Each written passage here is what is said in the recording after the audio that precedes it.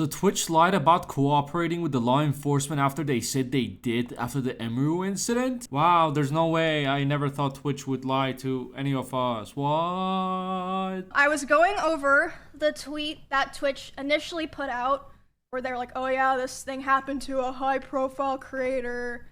Police were on site. We're cooperating with law enforcement investigations. What I was wrong about was they were not cooperating with law enforcement investigations. I found that out on Monday when I got a phone call from the San Diego police, and they were talking to me, and they basically said, hey, we can't really do anything right now because they apparently know the name of the guy, but they're not giving it to us until a warrant goes through, which, if you know anything about that stuff, it usually takes a while.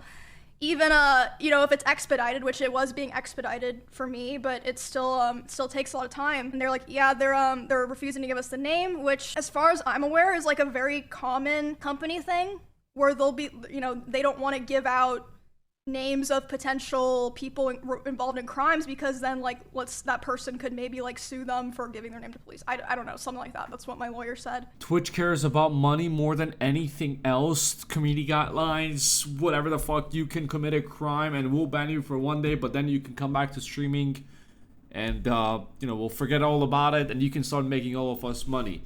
Very shocking from Dan over here. His decisions, honestly, worst decision Amazon could have done by bringing Dan into this whole thing.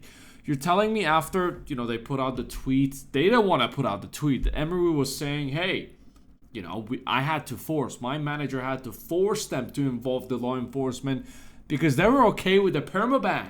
Oh, he just tried to French you. Why are you being so dramatic? He just wanted to exchange the lifers with you. That's how much he loved you. Don't be so dramatic about it. We don't need to involve the law enforcement. Obviously, Emiru and her manager spat on the face of Twitch and said, shut up, you donkeys, bring in the law enforcement. And they came forward and said, unacceptable. We are cooperating with the law enforcement about this. But apparently not. Apparently, this is all a big fat lie. So let me get this straight. Not only they didn't prevent this, the security laughed. The security didn't prevent this. It was her own security who did this. They had to push for the law enforcement to get involved, and after they got involved, they said they're cooperating and they will bring justice, and that donkey won't ever get to do anything to the next streamer, and next year TwitchCon will be safe and we'll make sure of it. And now they're not giving out the name because they're afraid of getting sued. Are you kidding me, Twitch? Are you actually freaking kidding me? Why would that person sue you? They committed a crime on your premises. You have every right to give their name to the law enforcement. Whoever your lawyer is, maybe rethink. I'm not a lawyer. I'm a logical guy. Someone commits a crime, you give their name to the police department. Shatak. The guy can't be like, why did you give my name? I didn't do shit. That was AI. That was my doppelganger. What defense can that guy have? What grounds can this guy have to sue Twitch? Maybe I'm a donkey. Maybe I'm an idiot. But let me know in the comments below.